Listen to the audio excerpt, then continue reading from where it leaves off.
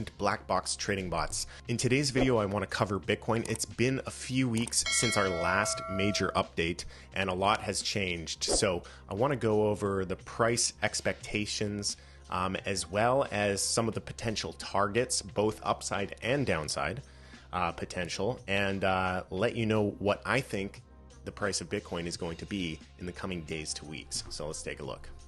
All right, so we're going to start things off here on the weekly chart, paying close attention to this level at around 30K. This is a very significant resistance point for Bitcoin to overcome. If we are able to get above 30K, I expect that to be a pretty substantial rally where we could, revisit some of the levels up to potentially $46,000, maybe even $50,000 if we do get a break of that level. However, I don't actually believe that we're going to see the momentum take place to break through this resistance point and get us above that level. If we go down to some smaller time frames, let's just quickly take a look at the daily. And I'm just going to temporarily remove this 30K level just to remove some of the distraction. And we're looking at this as a little bit of a distribution. We're seeing characteristics of distribution here. Now, some of the things to note as far as distribution is you'll have a rally outside of a consolidation and then a failed level, a rally and then a failed level. Now, these patterns can be difficult to predict, especially when you have such a split market. The market is very divided as far as the bulls and the bears right now. You have a lot of people that think that this is the beginning of the bull market, and you have a lot of people that think that we're going to go head down to levels, below $12,000. So we're seeing a lot of division and split in the market as a whole.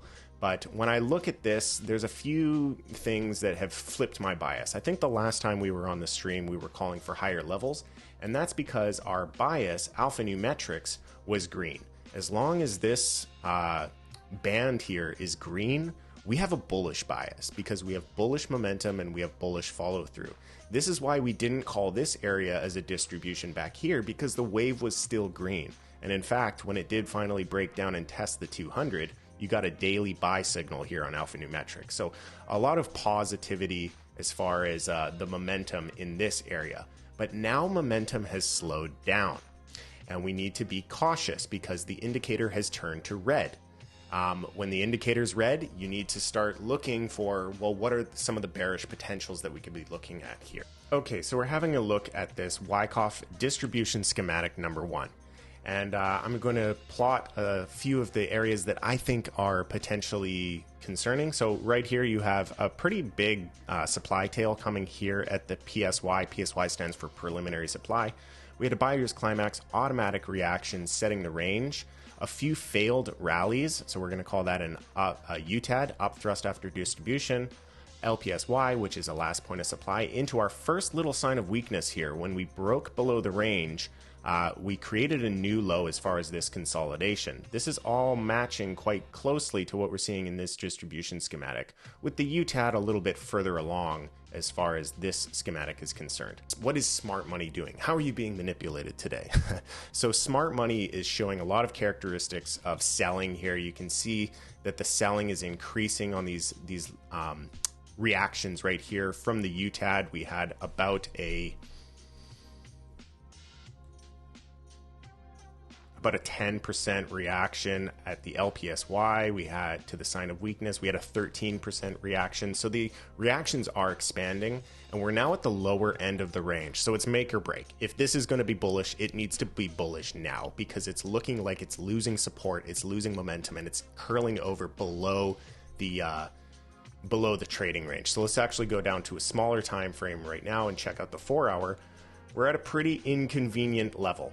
This range, this LPSY, is very choppy, lots of failed rallies into further signs of weakness, and now we're trapped under here below this critical line of support. So it's now resistance. We're trapped below that resistance, and it's looking like it wants to head to lower levels. Let's just go over one bullish scenario because I know a lot of people are looking at this as a falling wedge and what to look out for those. So let's go to the top of the UTAD and let's go below this. This is the line in the sand for the bulls to show up. You really need to get a move up above this red line. If we can get above that and start to take out some of these highs, take out this high right here, take out this high right here, if we can begin to do that with the price, then it's very likely that we get a continuation and we actually get a breakout of this pattern. So let me just draw the falling wedge, because a lot of people are looking at this. Okay, so you're going to see a lot of this on Twitter. To me, I always just identify a range, a trading range, and I watch the behavior of price within that range. So I don't hold as much weight on falling wedges, triangles, stuff like that. And I focus a lot more on the horizontal support and resistances and watch price behavior at that support and resistance. So my bias is still bearish for right now, but if it was to flip to bullish, it would look like price reclaiming this level, reclaiming the 27.5 level, testing this downward sloping line of resistance, and then beginning to take out some of these highs. Now, if we are able to clear the $30,500 level, I think we're free to begin to rally probably pretty aggressively, as a lot of people are still sidelined and the bears are trying to hold on to see if this level is going to break. 30K is a very big level. If we can start closing daily candle closes above 30,500, then I would not be surprised to see that rally continue into the low 40s and maybe even the high 40s. Now, downside targets, I think at least here on the daily, we have a lot of confluence down here to around 23,000.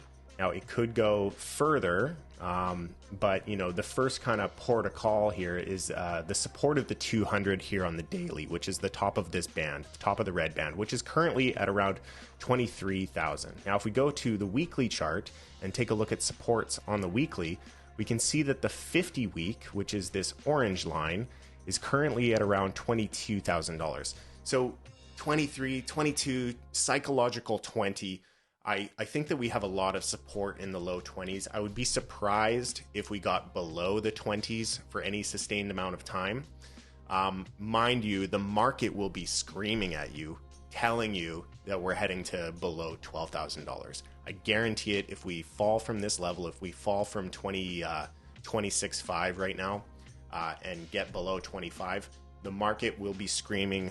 Crypto Twitter will be on fire saying that we are heading below $12,000. I don't believe that to be the case. I think that the bottom for Bitcoin is in. I think the bottom was printed right here at the low of 15,500. I think that was the low of Bitcoin.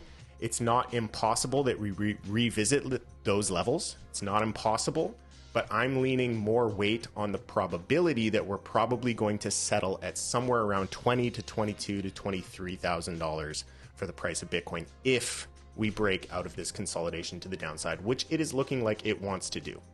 It's not looking like a favorable trend here. It looks like it wants to kind of dump below this range. So those are the levels that I'm watching. This is what I'm waiting to see. Not interested in shorting it because the market's very illiquid right now. If you short, you get these types of moves, right? Like a lot of the market shorted here, and then boom, you get a short liquidation back up.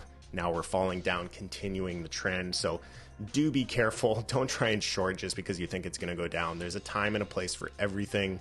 And I don't think that I think that the market can really take you off guard still if you're trying to short at these levels. It's better to just reserve capital, reserve liquidity, and have a plan to buy once we hit those lower levels. So that's all the time I have for today. Hopefully you enjoyed this content. If you did, please leave it a like. Don't forget to subscribe. And if there are any other projects or charts you would like me to take a look at, leave them in the comments section down below. Don't forget to check out the link below at blackbox.pro. Sign up for your free Bitcoin trading bot today. It's free. All we ask is that you set the bot up with one of our partner exchanges, and it's yours to keep. Please trade safe. It is a jungle out there. Peace.